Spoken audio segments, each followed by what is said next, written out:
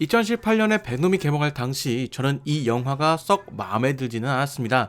안티히어로지만 15세 등급이라는 점과 다소 산만한 연출 등이 제가 생각한 히어로 영화와는 많이 다른 느낌이라는 생각이 들었습니다. 그리고 이번에 개봉한 베놈의 두 번째 영화 베놈2 Let There Be Carnage를 보면서 전작과 상당히 비슷하다라는 느낌을 받았습니다. 하지만 그것을 받아들이는 저의 생각은 이전과 조금 달라졌습니다. 이번 영상에서는 그 생각에 대한 이야기와 가장 중요한 장면이었던 쿠키 영상에 대한 나름의 추측까지 이야기를 해보도록 하겠습니다. 연출적인 면에서 베놈2는 전작과 큰 차이가 있는 영화는 아니었습니다. 무언가에 쫓기는 듯한 느낌으로 모든 전개를 상당히 급하게 하는 듯한 그런 느낌이었죠. 이런 면 때문에 전작인 베놈에 대해서 이야기를 할 때도 이 부분이 단점으로 보인다라는 이야기를 했습니다. 그런데 베놈2에서는 이런 점이 개선되는 것이 아니라 이러한 연출이 그대로 계승되었다는 것이죠. 심지어 연출은 루벤 플래셔 감독에서 앤디 서커스 감독으로 바뀌었음에도 말이죠. 자, 그래서 문득 이런 생각이 들었습니다. 베놈의 이런 모습은 어쩌면 의도가 아닐까 싶었던 것이죠. 만약 이것이 의도라고 했을 때 추측해볼 수 있는 것은 에디 브룩이라는 인물의 특징을 영화의 연출로 표현했다는 것입니다. 극중 에디 브룩이라는 인물은 어딘지 모르게 다급해 보이고 불안해 보이는 인물로 묘사가 됩니다. 그렇기에 그의 전 여자친구인 앤은 그를 롤러코스터 같다라는 이야기를 했죠. 그러한 이유로 영화도 그런 에디를 표현하기 위해서 다소 급하게 느껴지는 연출을 선택했다는 저의 생각입니다.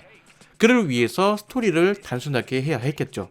베놈이라는 캐릭터의 성격이 본능에 충실하여 즉흥적이기 때문에 영화의 구조가 복잡해지거나 약간의 철학적인 이야기를 넣는다면 그것대로 영화의 몰입이 어려울 수도 있습니다. 그리고 이러한 다급함이 지속된다면 관객들 또한 쉽게 지치기 때문에 러닝타임도 짧게 줄이려는 것으로 보이죠. 그래서 영화는 상당히 단순해졌고 클리터스라는 빌런이 존재하고 에디와 베놈의 목표는 그 빌런을 잡으면 된다라는 것이죠. 자, 그렇기에 사건의 해결도 그리 복잡하지 않아서 팝콘 무비로서는 나쁘지 않은 결과물을 보였다고 생각합니다. 자, 어떤 점에서는 1편이 조금 더 나았다고 생각되는 점도 있는데 바로 액션이 그렇다고 생각을 합니다. 개인적으로는 1편에 등장한 카체이싱 장면이자 베놈이라는 존재가 처음 등장한 장면이 상당히 인상적이었다고 생각을 합니다. 베놈이 가지고 있는 능력을 처음 보여주면서도 카체이싱에서 중요한 속도감을 잃지 않는 모습이었다는 것이죠. 그래서 영화 자체는 다급하게 느껴졌더라도 이 카체이싱 자체는 상당히 괜찮았고 베놈이라는 캐릭터의 등장을 임팩트 있게 보여줬다는 생각이 듭니다. 그런 면에서 이번 영화에서는 베놈의 능력을 활용한 장면이 등장하기보다는 베놈의 방황이라고 할 수 있는 부분 정도만 등장해서 아쉽게 느껴집니다. 또 한 가지 이야기할 수 있는 부분은 안티히어로임에도 청불이 아닌 15세 등급을 선택했다는 것입니다. 개인적으로 이 점이 가장 아쉬웠습니다. 전작에서도 이런 부분이 아쉽게 느껴졌는데 이번 영화를 보면서 그 이유에 대해서 나름의 추측이 가능했습니다. 자, 지금부터는 영화에 대한 스포일러가 포함될 예정입니다. 영화의 주요 사실과 쿠키에 대한 스포일러를 원치 않으신 분들은 여기까지만 시청해주시면 감사하겠습니다.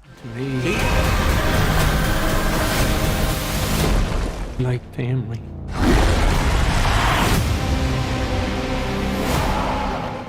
개인적으로 지금까지 마블의 쿠키 영상 중에서 가장 흥미로웠던 쿠키 영상이 아닐까 싶습니다. 바로 베놈이 스파이더맨과 만나게 될 것이라는 기대를 심어주는 그런 내용이었죠.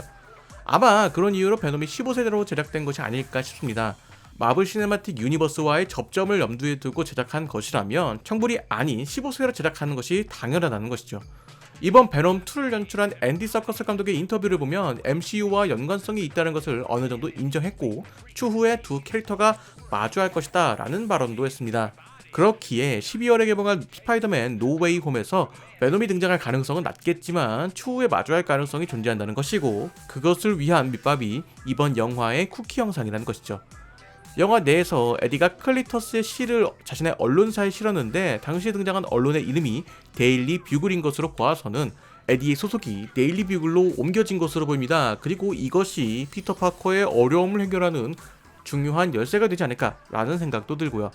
그 이후에 쿠키 영상에서 베놈이 신비오트의 역사를 보여준다는 말 이후에 하늘에 등장한 거대한 폭발 이후 알 수 없는 시간의 이동이 존재했는데 이는 과거 어벤져스의 빌런이었던 타노스에 의해서 발생한 분립으로 추정해볼 수가 있을 것 같습니다.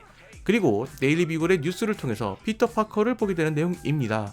이를 통해서 베놈과 스파이더맨이 마주할 수 있는 통로가 만들어진 셈이죠. 사실 이러한 내용은 영화의 내적으로 보면 시간적인 오류가 존재합니다. 만약 베놈과 에디가 분립으로 인해서 사라진 상황이었고 그로부터 5년이라는 시간이 지난 뒤에 다시 살아나게 된 것이라면 그 뉴스가 바로 나온다는 것이 시간적 흐름에 안 맞는다는 것이죠. 영화 스파이더맨 파프롬 홈의 내용을 생각해보면 분립 현상이 발생한 이후에 피터 파커는 유럽으로 수학여행을 갔는데 그 와중에 미스테리오와의 싸움이 있었던 것처럼 분립 이후에 꽤 시간이 지난 후에 피터 파커의 정체에 대한 뉴스가 나왔기 때문에 시간의 흐름상 맞지 않는 부분이 존재한다는 것이죠. 그렇기에 이번 쿠키에 대해서는 두 가지 추측이 가능해집니다. 하나는 영화적 설정, 베놈과 스파이더맨이 만나게 하기 위해서 두 캐릭터가 같은 시간대에 있다는 설정이 필요하고 베놈이 피터 파커를 보게 되는 상황이 필요했기에 영화 내적인 상황에서는 안 맞는 부분이 일부 존재하긴 하지만 그것을 감안하더라도 이런 작업이 필요했다는 것이죠. 쉽게 말하면 두 캐릭터가 만나기 위한 밑밥을 위해서 영화적 연출을 한 것이다 라는 것입니다. 또 다른 하나는 누군가에 의해서 이들이 뉴스를 접할 수 있는 환경으로 옮겨진 것이다 라는 추측이죠. 이는 닥터 스트레인지에 의해서 옮겨진 것이라는 추측이 가능하지만 그리 가능성이 높은 이야기는 아니라고 생각을 합니다. 참고로 말씀드리자면 저는 마블 코믹스에 대해서 전혀 모르는 상태이고 단순히 영화적 시선, 제작자가 이런 장면을 배치한 이유와 그 기능적인 면에서 저의 견해를 말씀드린 것입니다. 아마 이와 관련된 내용은 마블 이야기를 전문적으로 하시는 분들이 조금 더 자세히 이야기해주지 않을까라는 생각이 듭니다. 영화 베놈2 렛데어 비카니지는 전작에서 크게 벗어나는 모습은 아니었다는 것이 저의 관람평입니다. 빠른 속도를 추구하는 전개 때문에 연출이 다소 난잡해 보여서 영화를 다 본 후에도 딱히 기억에 남는 장면이 없지만 스토리를 단순화하여서 영화를 보는 동안만큼은 영화를 보는 것 말고는 다른 생각이 들지 않게 하는 것에는 어느 정도 성공한 것이 아닐까 싶습니다. 베놈 두 번째 영화까지 보면서 느낀 점은 앞으로 베놈의 솔로 영화는 더 이상 나오지 않을 것 같다라는 것이 저의 생각입니다. 1편과 2편의 스토리 구성이나 연출이 상당히 유사했다는 점과 쿠키 영상에서 스파이더맨과의 접점을 보여주었고 22년에 개봉 예정인 모비우스에서는 스파이더맨은 살인자라는 문구가 등장해서 같은 시간대일 것으로 추정이 되고 스파이더맨 홈커밍에 등장한 빌런 벌처가 등장할 것으로 보이기 때문에 소니 픽처스의 마블과 디즈니의 마블은 한동안 함께 할 것으로 보입니다. 물론 두 회사가 완벽한 협업을 통해서 함께 이야기를 만들어 간다는 느낌보다는 세계관을 공유하는 정도로 접점이 그리 많지 않은 정도로 흘러갈 것 같습니다. 소니 픽처스 입장에서는 어떻게 해서든 마블 시네마틱 유니버스와의 접점을 만들어서 관객들을 이끌어내는 것이 중요할 것입니다. 그 이유는 바로 돈 때문이겠죠. 디즈니 입장에서도 스파이더맨이라는 캐릭터를 포기할 수 없는 것이 어벤져스 이후 페이지 4의 중심 캐릭터로 활약할 가능성이 많은 캐릭터이기 때문에 쉽게 내려놓지는 못할 것입니다. 결국 스파이더맨이라는 캐릭터가 존재하는 한 두 회사의 협력 관계는 지속적으로 이어질 것으로 보이죠.